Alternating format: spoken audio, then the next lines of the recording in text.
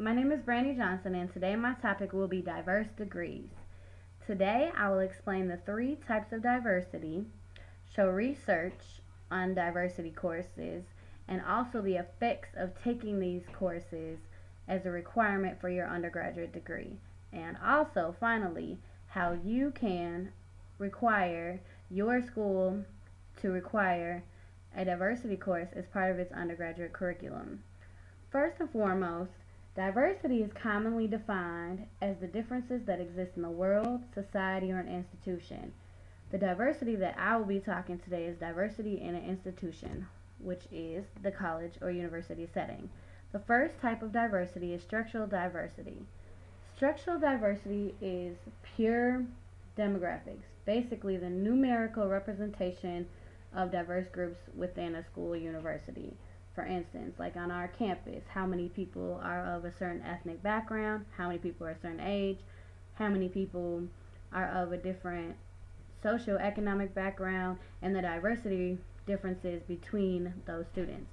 Most students don't experience diversity until they get to college because your schools, like your elementary and your college or your high school schools, are basically people who are in your community, and generally that tends to be people of are the same background as you. The next type of diversity is informal interactional diversity.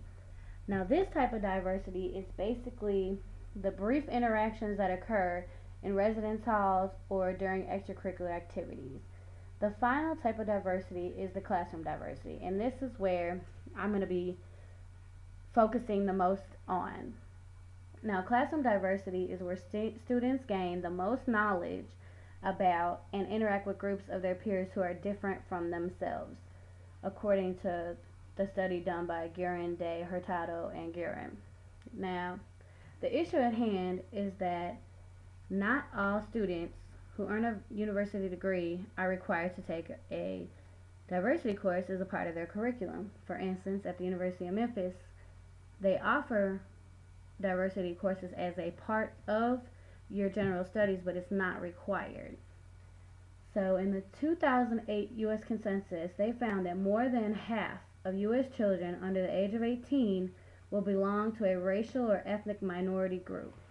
So that means over half of the people going into college in 2020 will be minorities. The next survey that was done was of 543 responses, which was conducted by the Association of American Colleges and Universities, and they found that the middle region of American colleges and universities, that only 68% require a diversity course.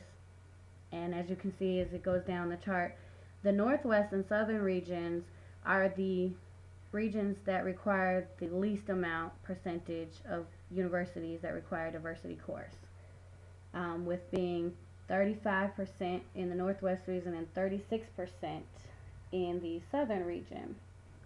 Now, the next research topic that I found on this topic of diversity requirements as a course is how the need for cognition change for a group of students in one survey.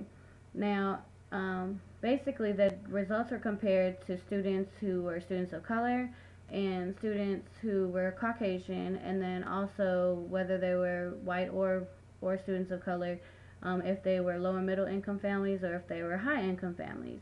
I found it very interesting that the students who generally come from a background that is more diverse, like the low and middle income families, that they tend to gain more out of a diversity course than those coming from a high income family who don't have as much diversity in their primary schooling.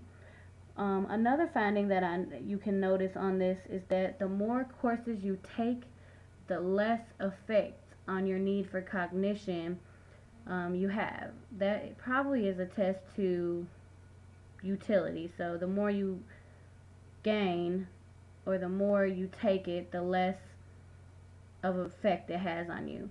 The need for cognition is basically that a person tends to seek, acquire, think about, and reflect back on sense of stimuli, relationships, and events in their world. So that's definitely something that we as college students would want to have once we graduate from our colleges and universities, because that allows us to get more of the big picture when we are out in the real world. Now, from that, the effects on us when we do take a diversity course is that when you tend to have more of a informal interactional diversity, your attitudes of intergroup attitudes, your racial prejudices, and intergroup understandings change. So your racial prejudice is lower and your intergroup understandings raise.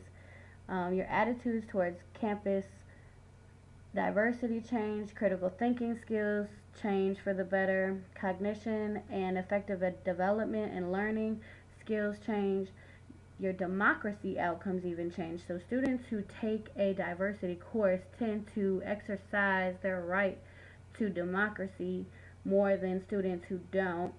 Also, your academic self-confidence, your social action engagement outcome changes. So basically, you become more of a societal person and not just to yourself. So you are willing to go out and be engaged in different social action activities. Now, when you have a classroom diversity experience, all of those changes that I mentioned with the informal interactional diversity, those happen, as well as you get a better knowledge and understanding of cultural differences. Your leadership skills even change for the better. Student learning and your personal development change for the better.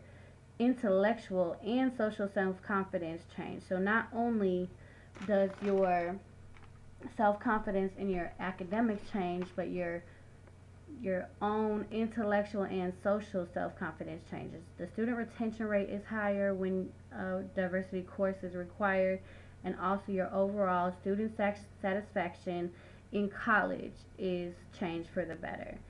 Now, what can you do to make it so that your school requires a diversity requirement? Well, the first thing is write letters to your local Board of Regents.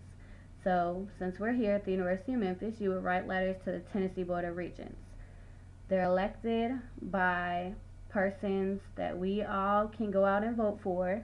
So, they are supposed to be there for us as students to make our lives better.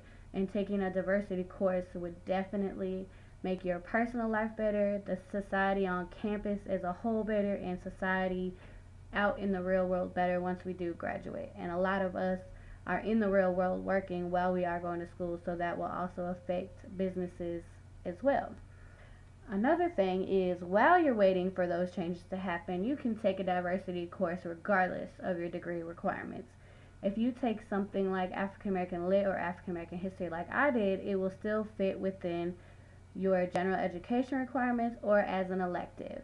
So definitely go out and take a diversity course regardless of if it's required for you to take it as your degree program. I